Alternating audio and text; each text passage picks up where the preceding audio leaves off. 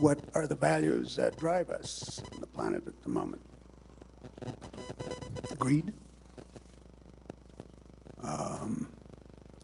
Disbelief, for example, in climate warming. It's a hard sell in Ohio because the coldest days have been in recent years and the hottest ones in the earlier years. But it's occurring.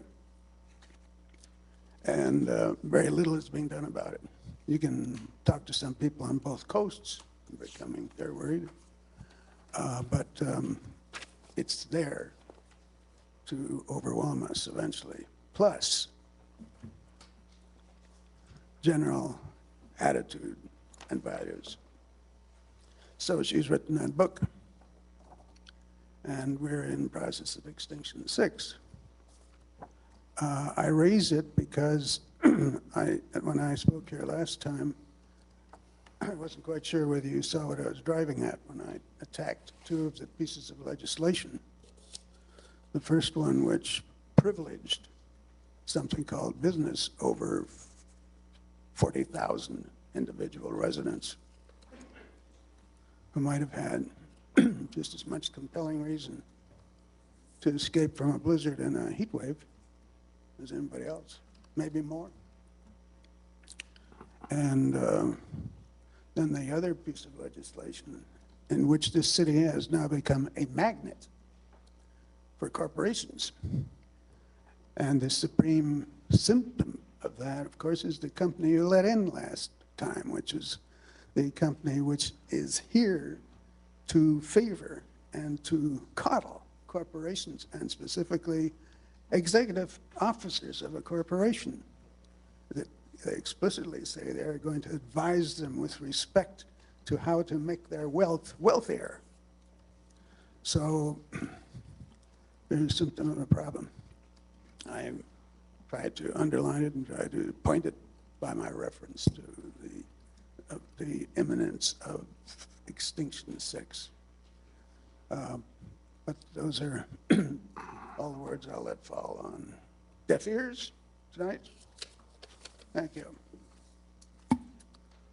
Thank you, Mr. Maurer. Roger Vogel. Thank you, Mr. Mayor. Good evening. Council members. Appreciate the privilege to address you this evening. My name is Roger Vogel. I reside at 177 Longview Drive, Dublin, Ohio. I'm here tonight to share 3 issues with council. First of all, it's my privilege to introduce to council what is, I believe, the newest homeowners association in Dublin, the Mid-Century Dublin Neighbors Association. Our association was formed on February 15th this year and is already a 501c3 registered nonprofit organization whose mission is to strengthen, improve, and promote our mid-century Dublin neighborhood. Our neighborhood is comprised of 75 homes located on Grandview Drive, Longview Drive, Marion Street, and the portion of Franklin Street connected to Marion Street. When this area was developed after World War II, it was part of the South Civic and Gould additions. Today, these 3 streets are connected on the west end by Montserrat Drive, developed in the 1980s as a part of Waterford Village. However, the only access those 12 homes have is on one of the 3 streets of our neighborhood. As of today, we have not 59 members, as your paper says, but 68 members, and we're continuing to grow in membership. Among current members, some have chosen to become involved with our Civic Advocacy Committee, and some have come tonight. If you folks on that committee would stand, please, just for a moment. Some of you civil, there you go, and the rest of you members from our association, please stand. Just let them see you. Quite a few folks came out tonight. We appreciate their support this evening. Thank you. Mid-Century Dublin Neighbors Association is committed to working with the City of Dublin to achieve our common goals. The second issue I'd like to share with Council is a signed petition reflecting the overwhelming sentiment of the majority of mid-century Dublin residents concerning the condition of the neighborhood streets. This petition, it's attached to your notes there, has been signed by 63 individuals representing 53 properties in the neighborhood collectively. As a neighborhood, we are asking the city to address long overdue maintenance required to bring our streets up to par with the current standards enjoyed by other residents of Dublin. While we appreciate the fantastic snow removal, and this year especially, it's been great. They've done a great job. They've salted our hills that go down to Dublin Road, very treacherous place, and they've done a great job with that.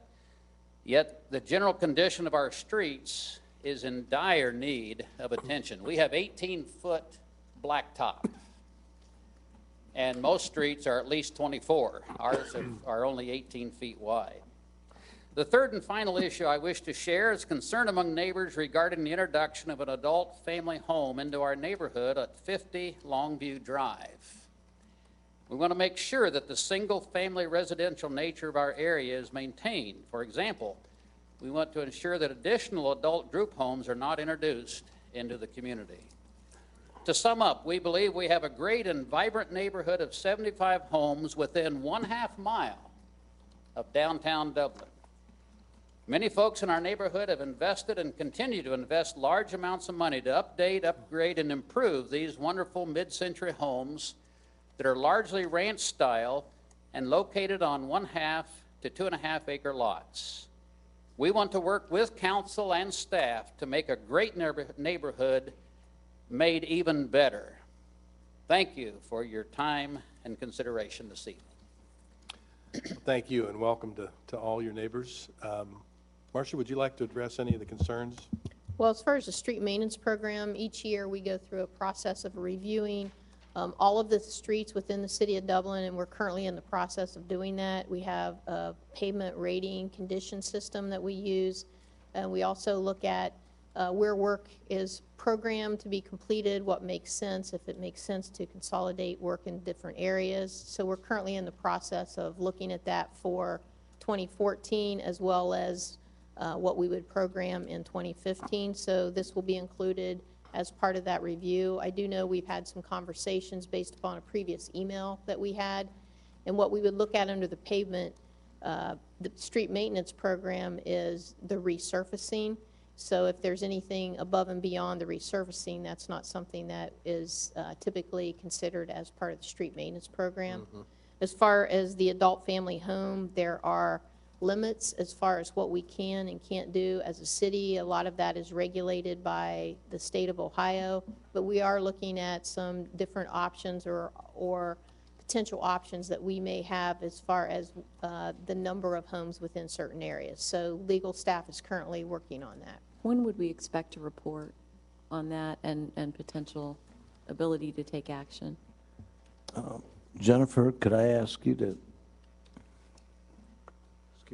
Because that's a very timely topic, right, and the sooner the better. Absolutely. We have a draft that we prepared. We were going to bring it forward with more comprehensive adult family home regulations in the next few months, but we can certainly move that faster up on the agenda if that's your Yeah, that would be my, I would be my preference. Separately. That sounds like direction to me. Yeah, I think it's really important. You know, we know of another home in another area in Dublin also, and we also know that Westerville is looking at the kind of requirements they're going to now try to pass as requirements for group homes in their community. So I think that we need to be thoughtful, but we need to be timely, and I would hope that we could get that done much sooner than several months.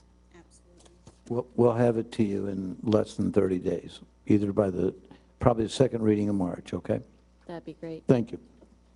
Very good. I hope that answers your questions. I'm curious, when you organized, are you organized with dues? Or are you a forced homeowners association? No, we're a volunteer organization. There are no dues at this point in time. We've made that true for this year. We're not promising beyond this year because obviously there can be expenses, but we are a voluntary organization at this point, and we're already up to about almost 70 members. So. Congratulations. A lot of Dublin neighborhoods would love to have that level of participation. Yeah. We've only been in existence 10 days, so so we think that folks are fired up about some of these issues over there, and we appreciate, and we'd just like to make sure that we get included somehow in whatever discussions we can be in helping to come to some kind of resolution of these things. excuse me, we will be sure that the homeowners association is included on the homeowners list and contact you when things that you have asked about, we're working on. Thank you. Thank you. Terrific. Thank you, and thanks to all for coming out. Appreciate Marcia, it. could I ask one more question about, I think that, that part of the issue is a street maintenance issue, but the other things that they're discussing are beyond that. How could we go about getting those things before council so that we might consider the requests? Well, part of what we would need to do, because there's quite a few streets in that area, when they were put in back at that time, they didn't have curb and gutter, for Right. one example. There aren't sidewalks in the area. So we could bring back information on what those costs would be and what additional timeframes would be needed, and then it would be programmed into the capital improvements program if we do anything above and beyond the resurfacing of the existing streets. So maybe you can pull some information together. That's an August item, the CIP, but keep in mind, too, that that's a two-edged sword, because no matter, at least my experience is, some are going to want that, and some are not going to want it, and so you're going to find out what it's like to be in charge of Yeah, a homeowner because- association. Well, what I noticed is they, all of the signatures indicate they are supportive of resurfacing, widening, and addition of curbs, and I'm guessing sidewalks was what was scratched out. So, they can at least agree on, widening and the addition of curb and gutter. So if we could just get some estimates, and that would be something for us to consider. And just something else too, there would also, the issue of the width of the road. I mean, if that's something that the road is widened, then there would be right-of-way that would be needed from those residents as well. That's right. So that's something that, I know in the past when we've looked at things like this or similar, then there would, like with the water and sewer extensions, we required dedication to the city at no cost. So that would be something else that we would want to consider as well. Do we have a significant number of other streets that were built at a time when these requirements were different? Probably not. I mean, we have other streets in Muirfield area, for example, that do not have curb and gutter. So whether this is something we want to look at all streets, I mean, you're getting to be in some pretty substantial lane miles as far as. Talking about the older unincorporated the township areas back in the day, and I think of, And we can take a look Yeah. and see and identify some of the other areas as well. so, good. Anybody else? Yeah, I just think the new president of this, and congratulations for volunteering to take this task on. That I think part of this, though, from the ones we've had in the past 16 years, I think it's going to be very important that you bring everybody up to speed on losing their right-of-ways, the fronts of their lawns, and because we've launched a lot of these programs and then had them sort of just break down and diffuse because of internal conflicts amongst the neighbors. So it's very important that you get out really good information if you're really looking at this. Good, thank you. Okay, then, that'll bring us to the portion of the consent agenda, and anybody see anything they want to remove? I do. Okay, I do. I wanted to remove the Resolution 1414. I just have a question about it, quick, so I don't know. Counselor, can we I need resolve more that question, information. or I should we just just have a take it off? question. Okay, Okay. all right, then, so we'll remove the Resolution 1414, and then I'm looking for a motion to approve the other remaining 5 items. So moved. Second. Okay, any further discussion? Ann? Ms. Saleh? Yes. Mr. Lucklider? Yes. Mr. Reiner? Yes? Mayor Keenan? Yes. Ms. Janice Zerker? Yes. Mr. Peterson? Vice Mayor Gerber? Yes. In terms of order, do you want to just take that one now, or it comes in the normal order? Okay. All right, then, so that'll bring us to ordinance 70-13. Rezoning approximately 10.5 acres located on the west side of Paul Blazer Parkway between the intersections of Rings Road, Park Center Circle from PCD Plan Commerce District to PUD Planned Unit Development District to modify development text and preliminary development plan regarding sign and parking requirements. Mr. Smith? Yes, I've had conversations with Smith and Hale this week with Ben Hale and this evening with Jack Reynolds, and it would be the request, I think both of the applicant and their lawyers, that this matter be held over to March 10th. It's my understanding that council may devote as a general policy discussion to some of these areas during your retreat. And I think it would be beneficial if you had that discussion before you dove into this. So it's everyone's request to move this to March 10th. Motion to postpone? So moved. Second. Ann? Ms. Janice Zerker. Yes. Mr. Reiner. Mr. Lucklider. Yes. Mr. Peterson. Vice Mayor Gerber. Yes. Ms. Salee.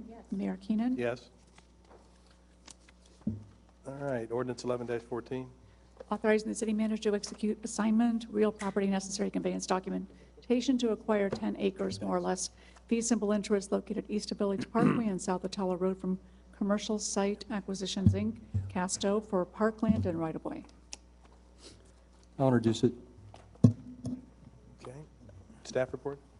Yeah, this is the legislation that would provide for the city to accept an assignment from the Casto Communities Management Company that would allow the city to accept and receive all of their rights and obligations under an agreement that they had to acquire the buyer's site, which is located at the intersection of Village Parkway and Cooperstone Drive in Dublin, where the old Buyers Chevrolet was located.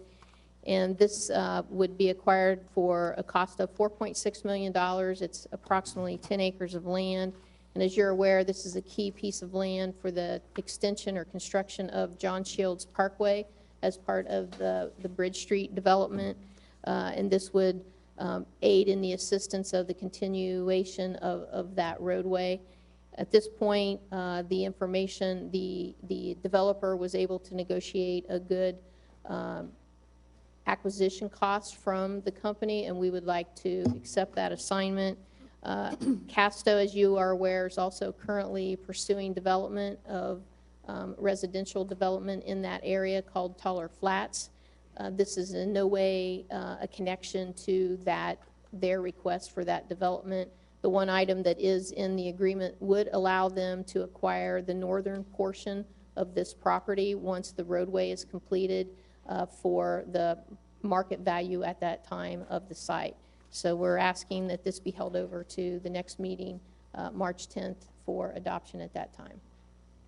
And we'd be happy to answer any questions. Council, any questions? Hearing none, the second reading, public hearing will take place on March 10th then, so we're all set there. Okay, that would bring us back to Resolution 1414, which we pulled from the consent agenda. It's a resolution, I'm sorry, the wrong one.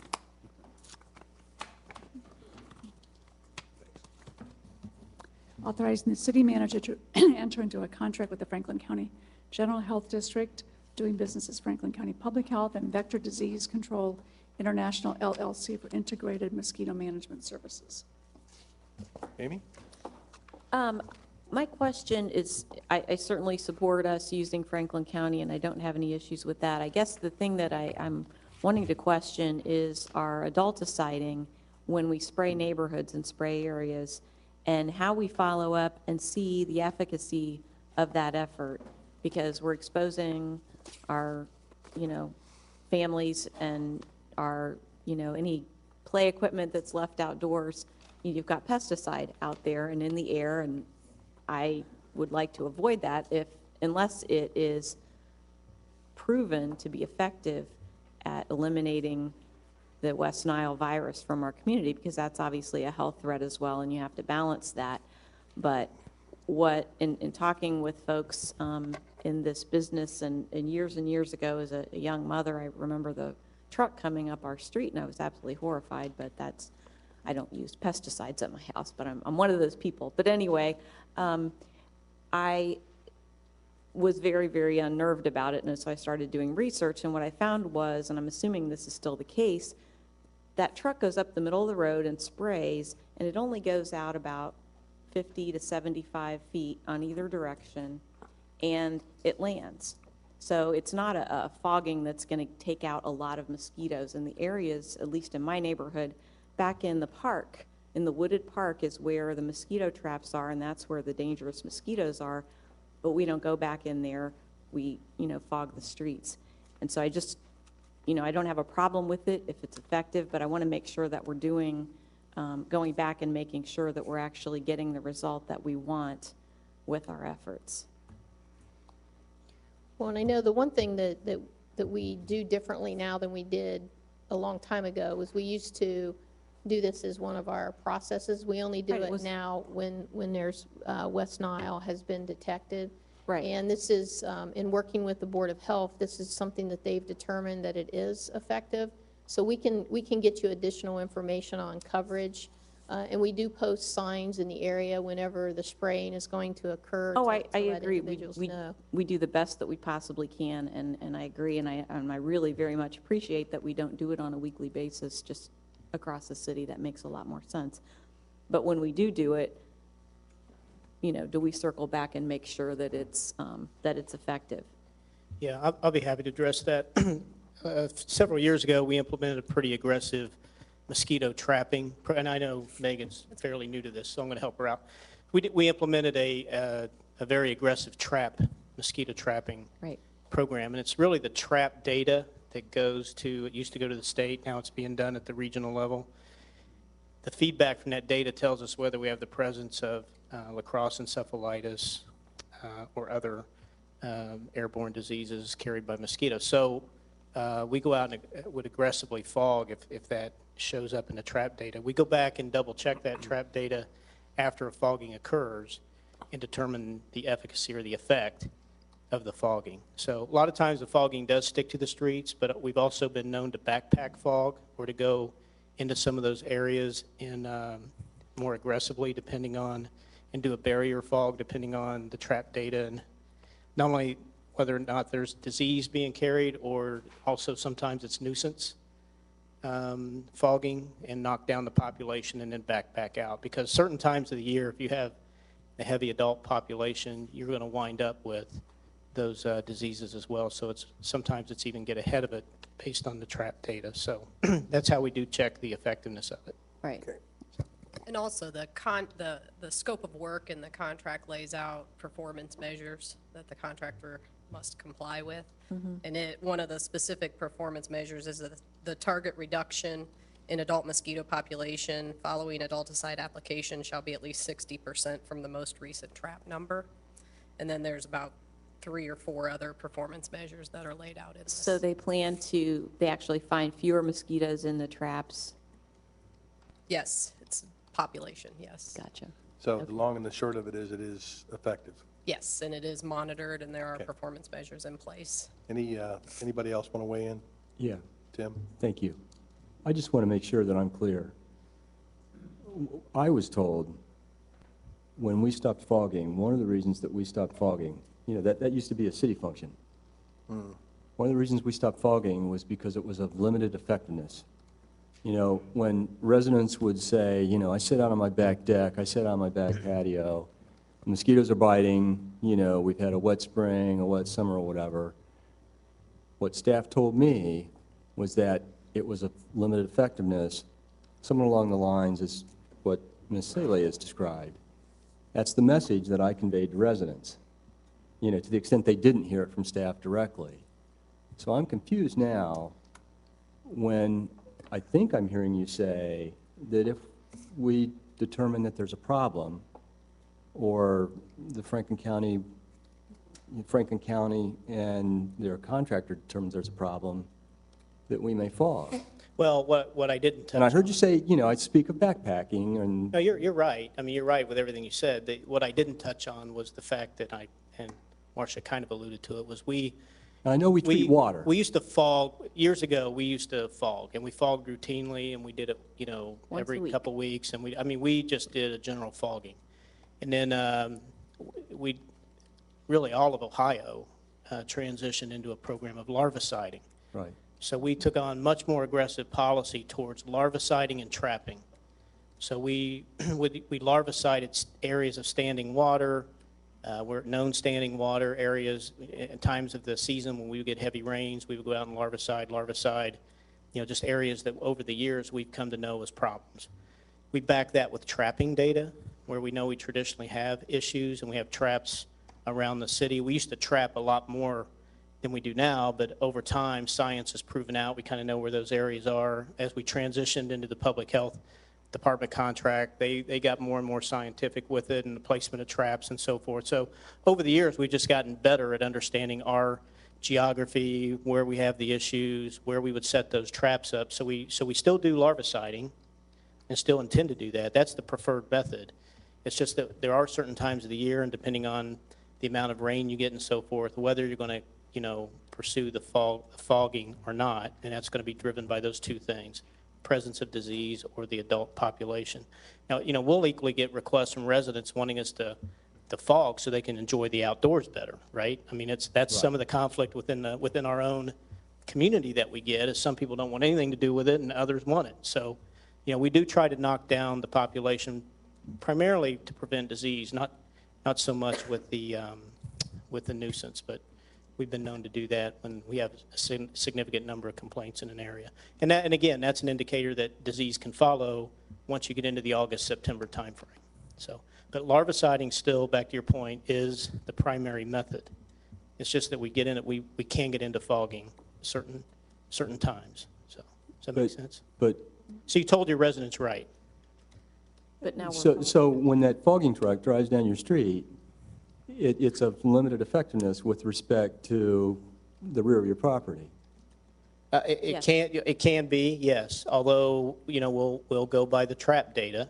Right. And you might be surprised just how effective it is relative to that trap data. I'd be You might think interested in it that. doesn't go very far, but it will disperse and affect that population. So the trap data is going to feed back to us whether or not we would continue the fogging or not.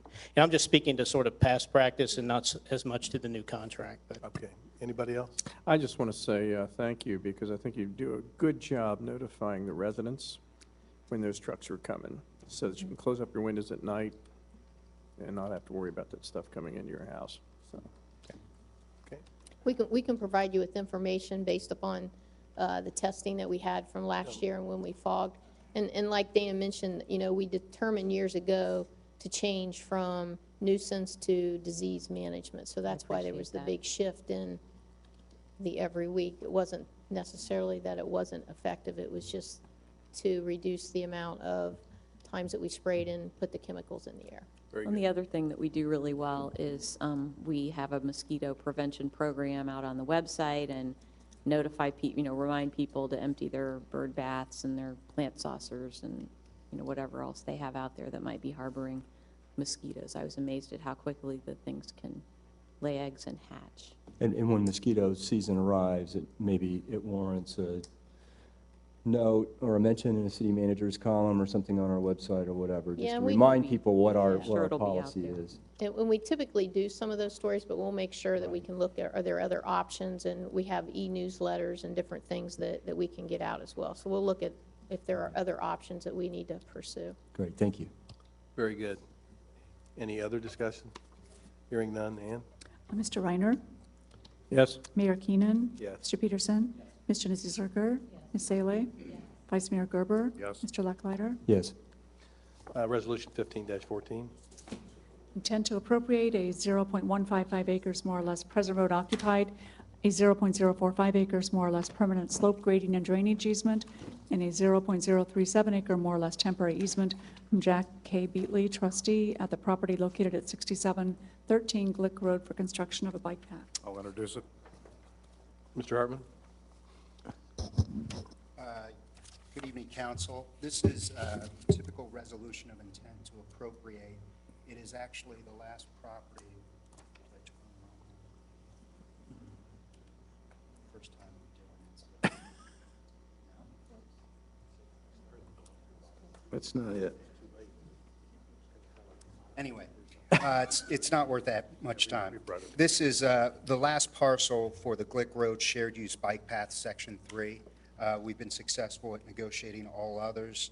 We are trying to move forward with a resolution of intent in case we do have to file action in court. We do have an upcoming settlement meeting, though, with the attorney, so hopefully there can be some progress here.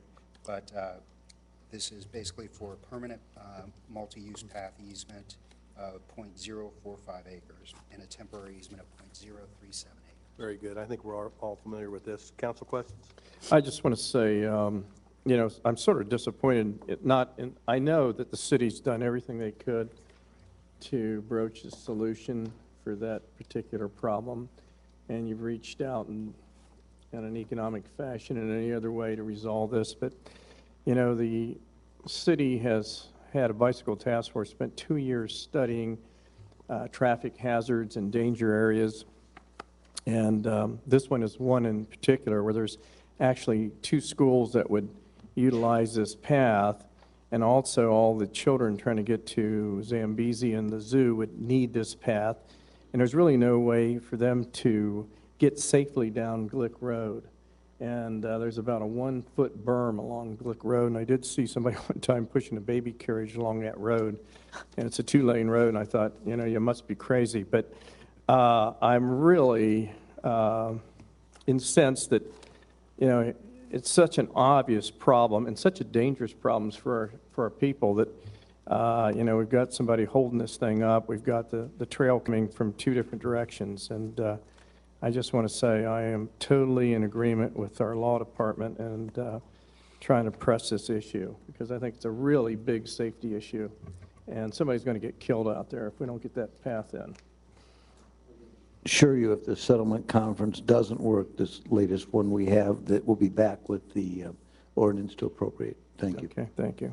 Thanks, John. Anybody else? Mr. Maurer, I see that you've signed up.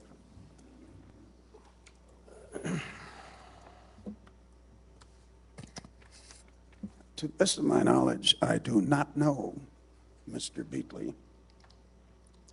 I noticed there's an appellation after his name, trustee. What is he a trustee of? Of what? It's the way the property is titled.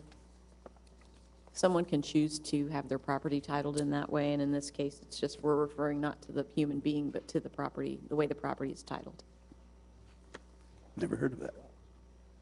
So I take it the obvious thing is he does not want the bike path to cross his property, right? That's the obvious thing, right? Well, Mr. Maurer, at this point, we are in negotiations and soon to be in litigation. We're doing our best to complete the bike path, and so far we have not been able to successfully do that in negotiations, period. Yeah, and you're going to use eminent domain. If we have to, yes, sir. Okay.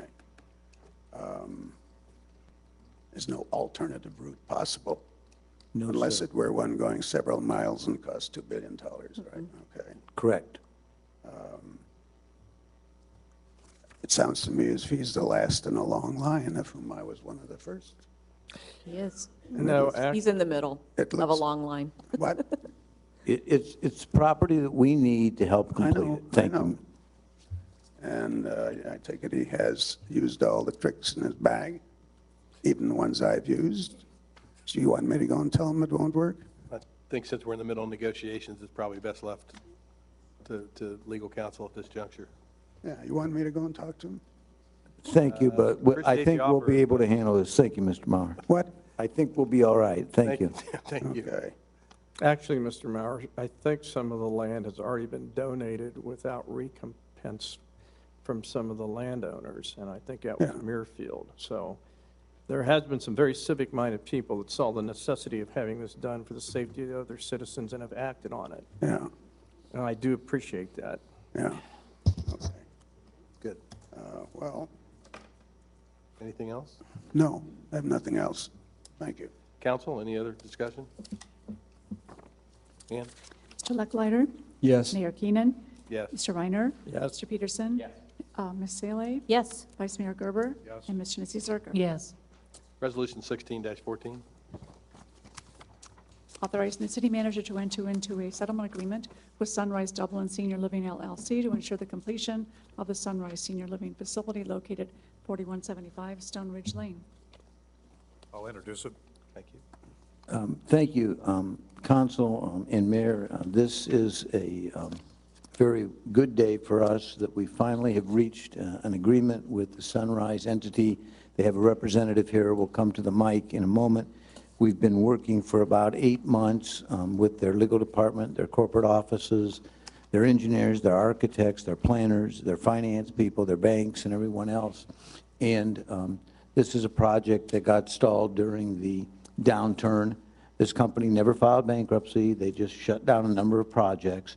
And we were able to successfully negotiate, which an agreement that is before you that we're asking you to approve tonight to allow Marcia to execute, that will ensure that the project will get restarted, and in fact, that the project will get completed. There's a guarantee by the parent corporation to the bank on the finances, and there are a number of other guarantees for us in the agreement.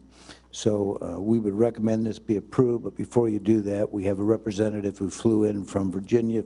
Jerry, if you'd come to the mic and introduce yourself, please, and tell the City Council what you'd like to tell us about your project that we're going to finish. Thank you. If you could give us your name and address, that'd be great. Sure. My name is Jerry Liang, spelled L-I-A-N-G. I live in Alexandria, Virginia, and I came here to the beautiful city of Dublin today to meet with you, Mayor Keenan, and the rest of the City Council, and just express our gratitude and our thanks for all of the patience and the efforts, especially to Mr. Smith and his team in diligently and patiently working with us over the past number of months. I intend to speak about two major things. The first is just give you a brief update of where we've been progressing and where we are today, and then discuss a little bit about our timeline in the going into the future. So as Mr. Smith mentioned, we've been in discussions with his offices for the last number of months on this project, and we've been working very diligently to secure financing in order to complete the project. As of the end of December, we had a signed term sheet with a construction lender, which dictated all of the major terms of the commercial loan.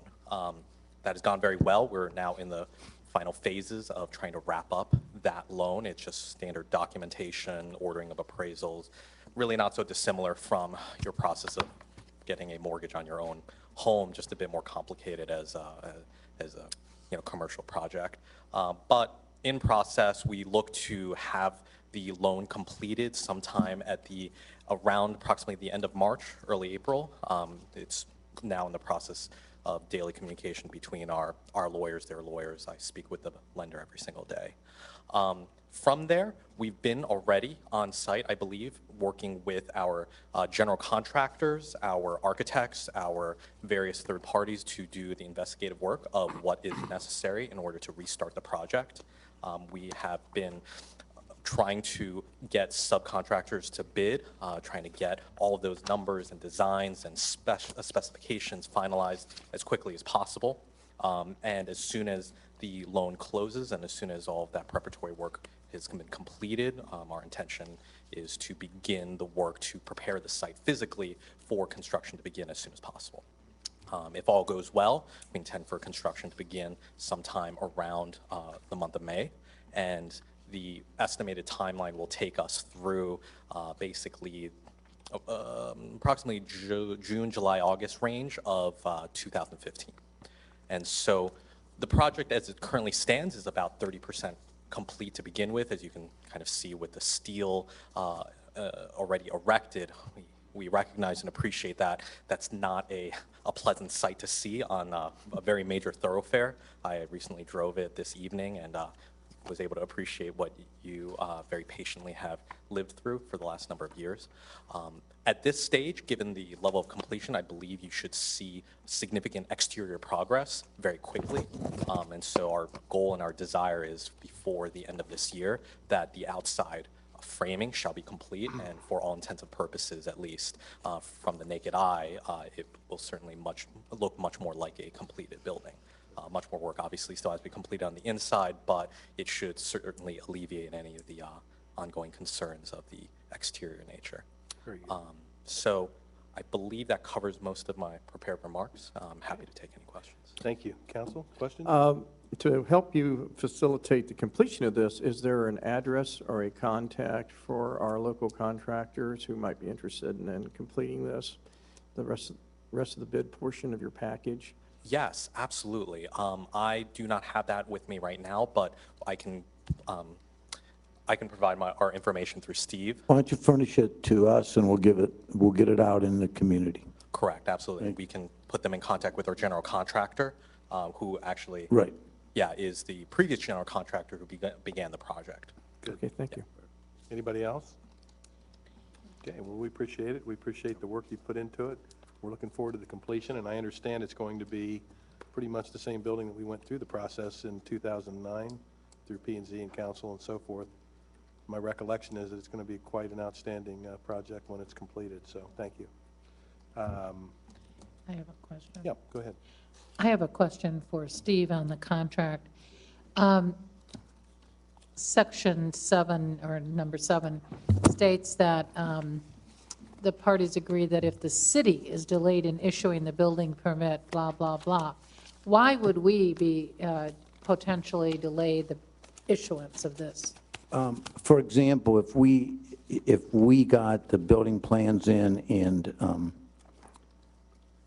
we were supposed to turn them around in 14 days and it took us 21 days, they do not want to be penalized that breach.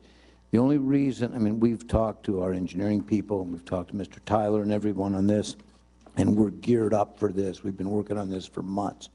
But they felt that they wanted that clause in there just in case. And one of the things that happens sometimes is in fact, they're going to be giving us 2 different things to work on. There's a forensic study they're giving us to ensure that the steel and structure is fine.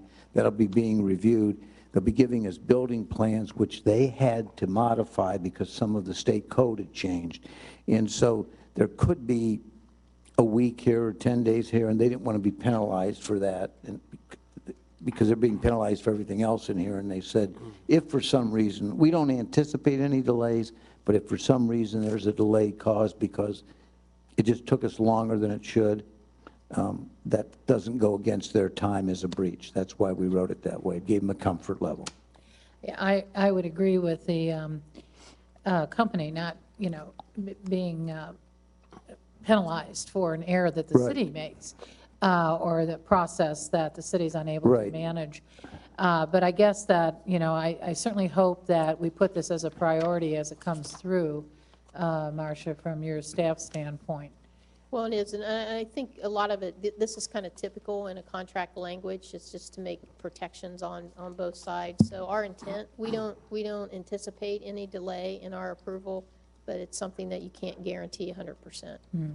I'd just like to say that the city manager and I had an opportunity to tour Heartland, which is the rehab facility in front of you. And because it has multiple floors, you're definitely seeing your building from them.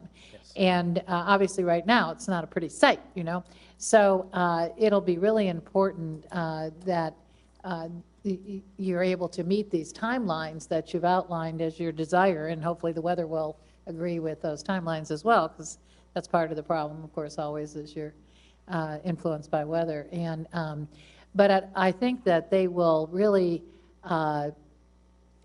sort of have an integration there. And hopefully they're complementary. I can't remember, it's been so long ago, what the external looks like on your building, but I hope they're complementary at least to each other, because the other company has really built an outstanding building, and externally, what the public sees at least is, quite beautiful, really. Yes, absolutely. Very good. Any other discussion? Ann? We vote. Sorry. Ms. Hennessy Zerker? Yes. Mr. Reiner? Yes. Mr. Peterson? Yes. Mayor Keenan? Yes. Vice Mayor Gerber? Yes. Ms. Saleh? Yes. And Mr. Lucklider? Yes. Welcome. We're looking forward to the conclusion. Thanks you for very coming much. tonight. Thank you. All right. No additional comments. Marcia, no staff comments? Council committee reports? Rick, do you have anything for the admin? Yeah. As everybody is aware, we have a retreat scheduled later this week, starting on the 27th, and there is a packet. I think it's at everybody's desk. Yep. And there is an agenda in there. We can go over that agenda now, or we can, you can review it and get with me, whatever everybody's pleasure is. Anybody have any druthers? I thought it was pretty well set. Yeah. It is, yeah. Why don't we review it when we have time, and then we can get back to Rick if there's any additions or changes that need to be made or comments. Okay, that's Okay. fine, that's fine. Also, Just remind everybody that the admin committee is meeting this Saturday, 9 o'clock, to interview backup magistrates. And then March 5th, next Wednesday, we are interviewing applicants for various boards and commissions. It looks like, Dan, we have quite a few. I think there's 13 or 14 so far, and tomorrow is the deadline for that. When will we be receiving the, the applicants, or the applications, so we can review them? Right, actually tomorrow, as soon as we have the last one. We had a couple in late today, so just to be complete, we'll just send them all out tomorrow. Okay, so we should look for a paper packet? Excellent, thank you. Mr. Mayor, I'm pleased to announce that that's going to clear a lot of these pending items for the administrative committee. The only thing left will be the recognition dinner for departing board and commission members, and we're looking for some time in April or May, and would really like to get some ideas from everybody. We've changed this over the years, and last year I don't think was all that well attended, so maybe we need to, liven it up a little bit in some ways. So comments and suggestions are certainly welcome. If you get it to mid-May, you can probably count on, hopefully, on a little better weather. I don't know if you're thinking about it. It's also extremely busy, though, for people with families. That May month. is? Oh, yeah. Yeah, that's Very, very busy time of the that's year. part of the challenge we've had over the years, is balancing weather, and then all the people get busier with families when the weather changes. So You want to put some dates out, and we can kind of, like we normally do, everybody can weigh in on what their availability is. Ann and I will coordinate. April, then, sounds like? Well, Ann and I will coordinate that and see with our schedules and everybody else's how that works. And that's all I have. John, anything with community development? Yes, we have to set a meeting for the recognition of and the review of the Beautify Your Neighborhood grants. So I'd like to ask the Honorable Amy and Greg, what might be good for you? Sounds like a How long do we need? Let's see, probably about an hour and a half, I would think, maybe an hour. And we're looking at what time frame to complete them by? I'm assuming Well, that's what sooner I was is gonna better ask. because, I'd like to do it the sooner the better. I know it's, March is busy, but that way we could get them approved, and then they could get in the construction season and get them built. I know some of them carried over last year because of the bad weather and never got completed. So those would come back to council? Yes. So you're looking at trying to get back to the 10th meeting or the 24th meeting? Well, That would kind of set the stage for what dates you're looking for here. and what is the pleasure of, I am available, next Monday. I know we've got a very busy week, and you guys are together on, well, some of you are together. Saturday and Wednesday. Thursday, Friday, and Saturday, and then we're all together on Wednesday, so. We also need to get the applicants here as well, so, to notify them. Busy. I got every night this week. What about the 12th? the 12th of March? Okay, that sounds good. Yeah, then you can shoot for putting that on the agenda for the 24th. Do you want to, what's the convenient time, 6 o'clock, 6:30 here in council chambers? All those people? 6. Let's just 6 say- o'clock? Yeah. Okay, We'll we'll get staff. meet, convene at 6 o'clock Okay. with the staff and review that. The only other comment I had, I was reading the beautification project on the interchange, and I saw a sentence in here that said, there was some discussion on identifying our city as you drove through this rather extensive, about-to-be-built interchange with all this additional fantastic art, and it said here that staff is moving forwards without using the text for the project. And by that, I take it that means that the word Dublin wouldn't be incorporated in the parapets as you drove through. Is that right? That's what it said. Staff's recommendation is to not include that word, to have no text on the parapets. When we looked at the text that would be permissible likely to be approved by the Ohio Department of Transportation, compared that to the design elements, we weren't satisfied with what it would look like, and why we're recommending to not go forward with the word Dublin on the bridge parapets. See, I don't know, I don't know if I'm, and this is just a personal thing, of course, I don't know if I'm happy with that. I mean, if, we go And through all that's the. why we're here. If we go through the whole effort of doing all this, and we have, and it was a lot of lengthy meetings and discussions of the committee and yourself and everyone else, you go through this, you pass through this rather interesting artistic creation, one of the probably better ones in the state, and you don't really know where you went through. So if you said, and you're on your way to California, or you're on your way to New York, and you're going one way or the other, and you say, well, I did pass through this sort of interesting thing, but I don't know what community it was. And I'm not saying this just because I'm proud of the community and I'm proud of the art effort. I'm also thinking in gross terms of, identifiable community that's very interesting, and marketing and drawing in business and, all those other elements that we're all interested in. So that's why I thought it'd been nice if somehow, some way, the addition of the city's name was somehow included in these parapets. And I don't know what the feelings of council is on this or not. Anybody else? Well, the way I read the memo was that the Department of Transportation generally doesn't allow letters. There's very limited text that the Federal Highway Administration as well as the Ohio Department of Transportation will allow. The word Dublin is permissible, so it's as identifier of place, or we could use the name of the road that the bridge supports, so which I don't believe fits our needs. So that's why we had the artist provide us some text alternatives. When we looked at those, we provided those. It's in the final page of your packet as an example. We weren't real thrilled with those. Those were the ones that came that the artist felt would meet the guidelines. And it's really that balance of that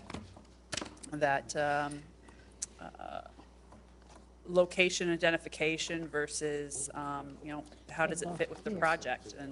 And after at the staff level, we felt like it just didn't meet our expectations of what we'd want to deliver.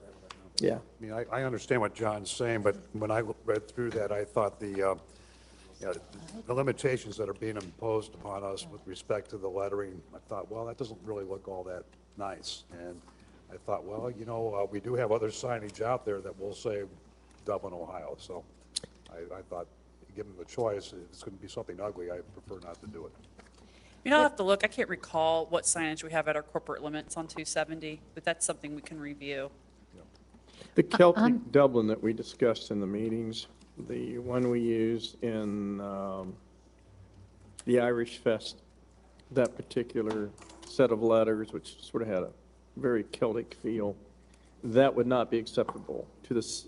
We know as fact that would not be acceptable So to I did not the state of submit it Ohio? specifically for review, but through informal conversation with representatives of the Ohio Department of Transportation, that text is too ornate to meet their requirements for legibility. Could we submit that and just see if we get a slap down? What's your timing? How much time do we have before this thing?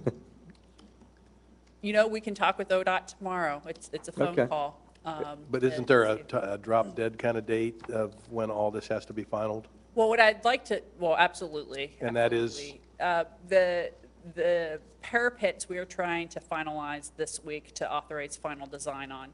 But what we could do is provide ODOT with a sample. Technically, they have 2 weeks to review it. We can see if we can work with them on that one element. I think the question I would leave with this group is if it could not be that more ornate Gaelic type text and had to be one of those examples in your packet, is what's council's pleasure if your options are what's in the packet. And just that way we can keep things moving and not needing to wait until another council meeting. No, I don't know if I don't, I agree with, Rick, that, it's not that interesting, the lettering style, after we've done all the rest of this really neat stuff. But what I'd like to see ODOT do is, and I'd like you to fax off the Celtic one, which is really pretty, and it's sort of a signature, and I'm sure we spent a lot of money developing that, and it's sort of a signature symbol for our city, and see if they would accept that. I'd be very interested in seeing that. Absolutely. We can say that's our first choice if that's council's pleasure. I just want to know if that's not approved, what's next, and preferably not need to wait to come back to you in March. What is your opposition to these that are presented? I think when you look at it with the rest of the design, it's rather, it doesn't appear well. and it doesn't complement the artistic components of the project. It's hard for me to. But why, it's hard for, I don't quite understand. Why would the artist provide something that wouldn't be enhancement to his own project? So the committee asked us, the citizen-based selection committee is the ones that were wrestling with this issue. The artist says he can do it, he cannot do it. He really views this as a local community choice. He doesn't have. No, I understand that. That's not my, that's not even my point. You ask him for examples. Why would he not give examples that he believes as an artist are complementary to his design? You're saying these aren't complementary to his design. The ones, he was tasked with attempting to find ones that would be complementary to his design as well as fit in the criteria of the Ohio Department of Transportation. We don't think it hit the mark. So why don't you go back to him and tell him these don't hit the mark? I think his assessment is this is what will meet the ODOT criteria. Well, I think He's had, conversation with representatives to have a good understanding of those limitations. We can follow up and find out and get more specifics on what would and would not be allowed. We can also submit the sample of the Gaelic lettering that you're referring to and see if there are any different options that we can look at. Great. That's a great idea. Okay. Can you, in addition, I mean, I was having trouble following how this all fit in. Is there another iteration of this that you can give us that shows what the Dublin Where it goes. Where it goes? How does it fit on the, it's not really laid out like that here. You know what I'm saying? So you can tell, like, with your driving through. Yeah, I want the to see it on a interchange, piece of where- paper that I know what it's going to walls, look like, because this doesn't tell me anything. And it was, you said we didn't feel that it met the mark. Who is we? Is that strictly We is at the staff level. Okay. We, from The, a time perspective, it did not do that. The other thing that, it sort of overrides everything is if you're driving 65 miles an hour, are you going to see it anyway? I mean, are you going to see the name Dublin?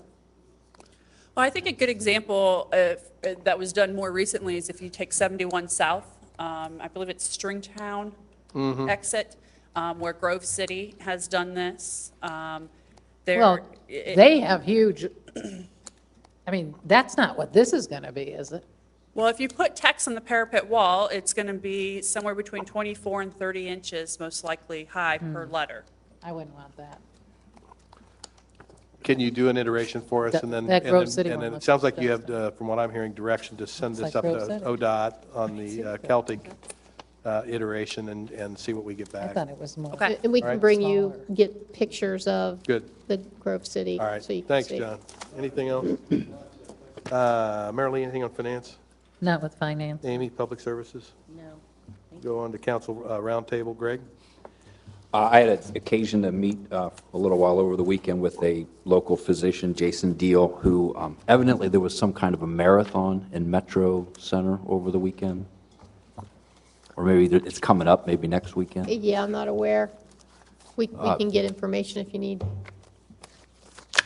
You know what that, The exact date, but every year they have the last chance for Boston Marathon, which is it was last week? yeah, I thought it was like, it's like a 1 mile loop that they run 26 Yep, and they miles. run at 26 miles, yep. Anyway, my point in all that is that I was talking to Dr. Deal about all the medical things and support that they have to provide in an event like that, and that he was going to do that. And it turned out that he is a local doctor, and he was just volunteering his time. And it occurred to me that it was a good example of how, of all the work that's done within these four walls and by city staff and everyone here that works so hard for the community. There are a lot of people out there that are volunteering, taking care of our fellow citizens. And I appreciated Dr. Deal's efforts and everything that he was going to put into this effort, and that he was volunteering his time to do it. It just was a good reminder for me that there are a lot of people out there that make Dublin such a great place. So thanks to Dr. Deal, and that's all I have, Mayor. Thank you. Amy? I don't have anything tonight. Thank you. Marilee? A couple of things. In reviewing the minutes from DCVB, it says that they had not had an update from the City of Dublin on the convention center feasibility study that's being done. So could you bring us up to date on what this is even? Well, actually, we'd had a conversation with a consultant that's locally here that, I can't remember if it's HVS, but it was just some general conversations early on in looking at some of the discussions that we've had with the Bridge Street corridor and the fact that there's a component within the proposed Bridge Park development for a conference center. And so we were looking and having discussions with them about what may make sense in the city of Dublin. And I think we spent like $2,000 with our initial discussions, and we have not had a follow-up meeting with them on any additional or pursuing any additional efforts from them. So they probably need to be informed of that, the Convention Bureau, since they And apparently we are will, waiting for I mean, more I wasn't information. aware that they weren't informed. We have pretty regular conversations on these things, so we can follow up and make sure they have information. We had a MORPC board meeting that Marcia and I attended, and the one thing of interest was, well, Terry spoke and did a brief presentation that included some of our results of our Bridge Street corridor. He was chairing a committee for MORPC that dealt with some of the new issues. But Mayor Ebert, who is the Canal Winchester mayor, requested support for the Rickenbacker. They're fighting right now for the KC 46, and there's a hearing this week on the 27th. So he was asking for support. I don't know if in the past we have council, I think, have actually written a support letter. Is that something that the council would be willing to have Marcia send on our behalf? Yeah, I think so. Anybody have any issues with that? No. Okay. So if we could go ahead and get that to him right away, so he has it for the 27th public hearing. As everybody, I'm sure, noticed in the newspaper, whatever day this was, Sunday, of course, everybody's getting in the act of doing what our concepts were in Bridge Street corridor. This one talked about New Albany.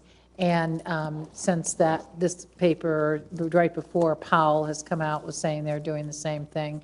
And that's why I think it's so important that I think we have great ideas and big ideas, and we probably were way before them in our thinking, but we need to execute now so that we really get, some shovels in the ground and can show our citizens that all the work and education and money we've put into it, that we're really going to realize the result of this, because other communities will get to the door before we will, and that'll be really important for us not to lose out because we process too long.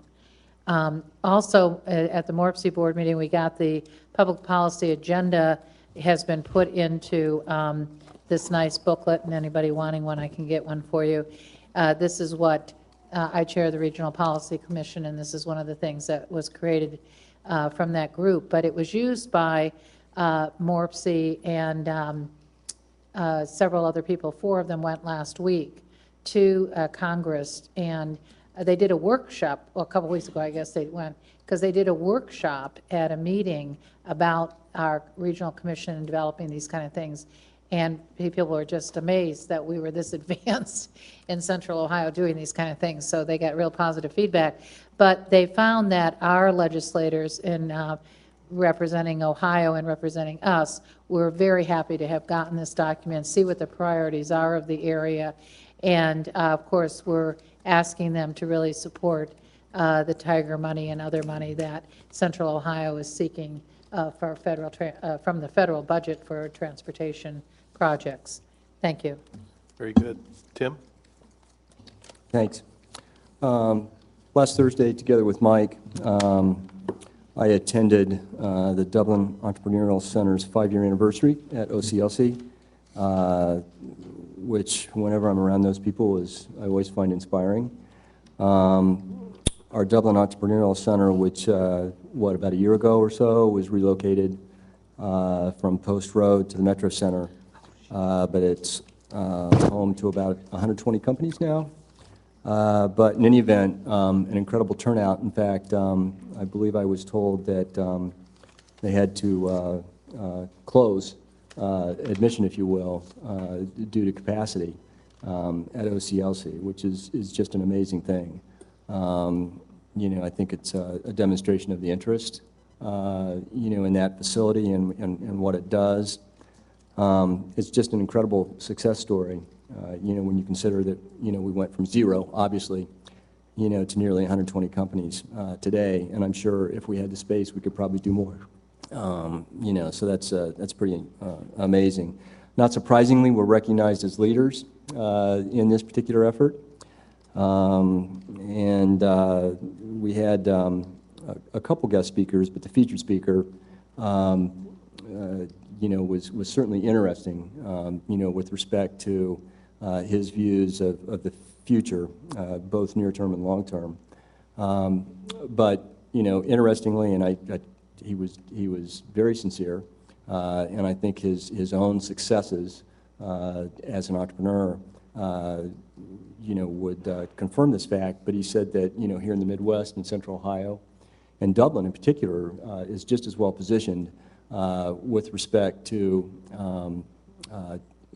technology and innovation in that area and business successes as Silicon Valley, Austin, Texas, and Seattle, and what have you. So, we may not have the ocean, but we've got everything else. So, anyway, it was a nice very event. inspiring. Yeah, he was very good. That's it. Okay, John?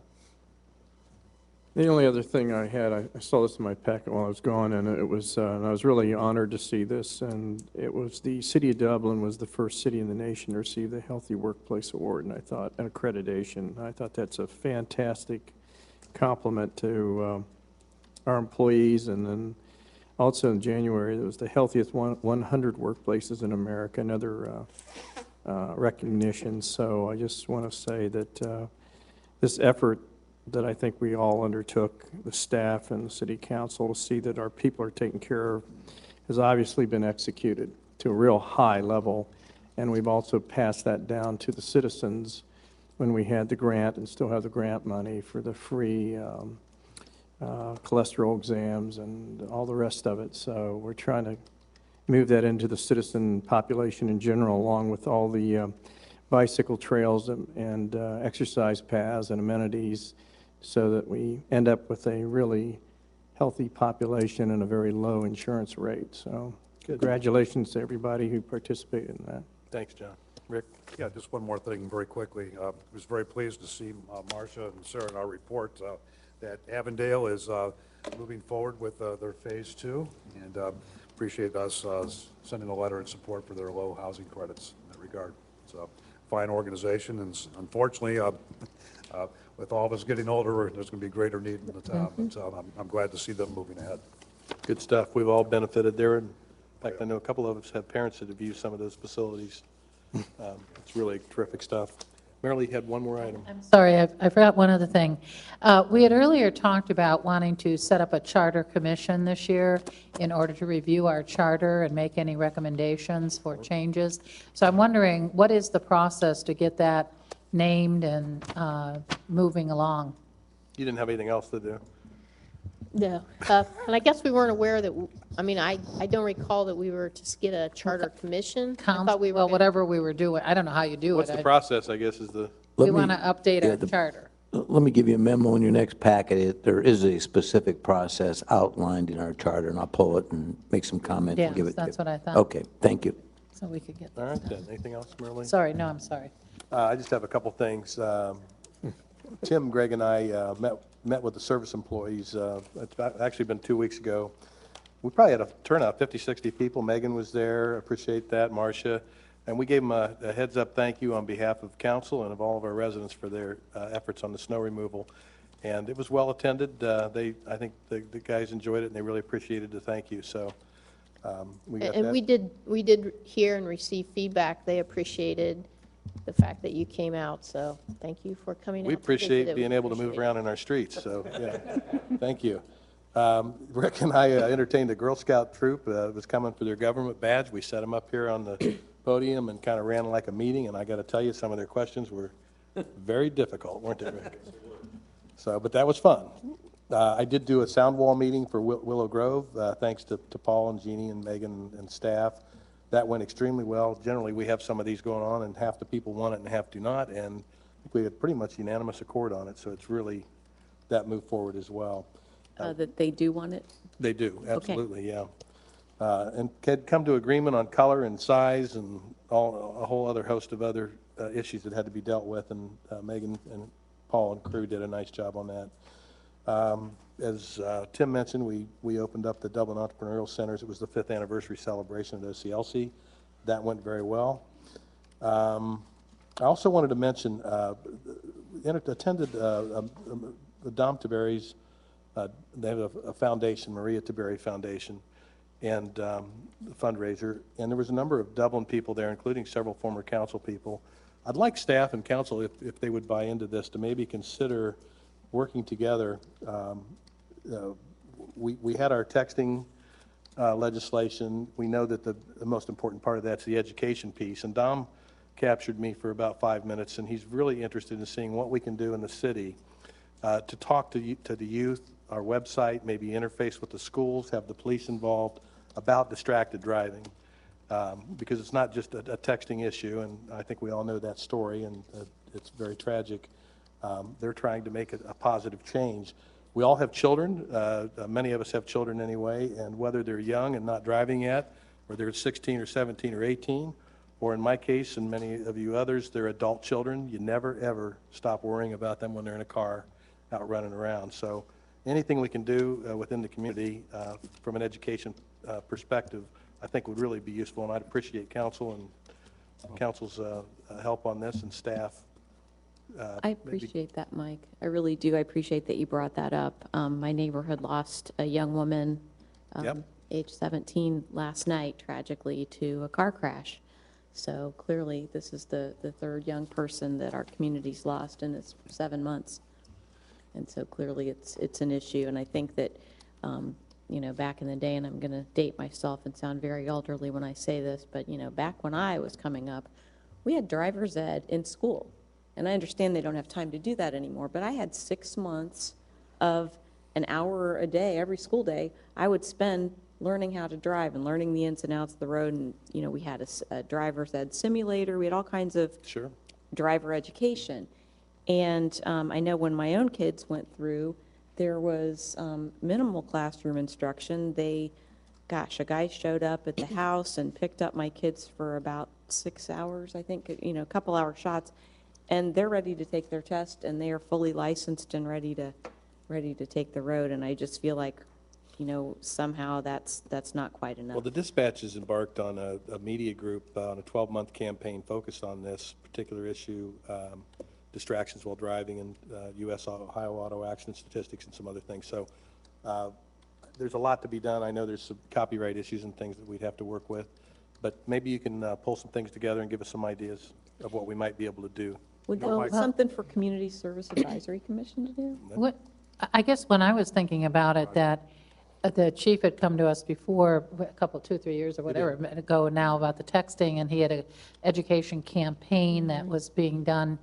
And it seemed to me like this was sort of the next evolution of that, really, was expanding it to distracted driving, which was all more inclusive, obviously. Yeah, and I talked with Dom in particular about that, and while texting is an important issue to talk about, he really did focus on the yeah, I mean, that's what I'm distracted saying, that I just think that's the next evolution of what the chief, you know, would be writing in his education plan. There's so many. Not? Yeah, there's so many. We can revisit what we have been doing, and if there are other things that we need to do that go beyond texting, or have it more focused toward distracted driving in general, and not just for teenagers, but for all of us. Yeah. Yeah, indeed, all of us. 'Cause Absolutely. I think we all see it every day. It's amazing what people accomplish while they're also driving. Indeed. Well, after we passed the social host law some years ago now, Amy and I headed a task force, and the whole purpose was to bring in people from the schools. Certainly the chief has been fantastic, other community groups, and we would meet quarterly, and the whole purpose was to heighten awareness and education. And figure out how to push the message out. And I think that's worked out quite well over the years, and it sounds like that's the next phase that Mayor Lee's alluding to here, is to do that. So I don't know who on staff can maybe help to give some ideas and the like, but that seems to be the next step with all of this. Good. Is that okay with everybody? we're talking about the city of Dublin's independent effort, am I correct? This is our educational effort. Yeah, This is about a potential enhancement or the next phase or evolution of, you know, whatever it is that we've done with respect to this issue up to this point. That's correct. Right. And, you know, just to reiterate, you know, for me anyway, it's about distracted driving. And it's not focused just on, you know, the population 18 and under. You know, Exactly. because as others have said, I mean, you know, I see more adults, you know, in my experience. Maybe it's just, you know, my Agreed. travels. I don't know. But in any event. All right, anything else? Okay, I just had a couple other quick items. There's a Dublin Chamber, I believe it's an economic like a forecast event tomorrow morning, 7:30 at the hospital. I think I'll be going. I think, Tim, you signed up for that as well. There is a meeting, I have an afternoon meeting in Marysville, US 33, and then there's a Washington Township meeting at 6:30, which Sarah and I are doing, right, Sarah? So, and that is it. We'll stand adjourned.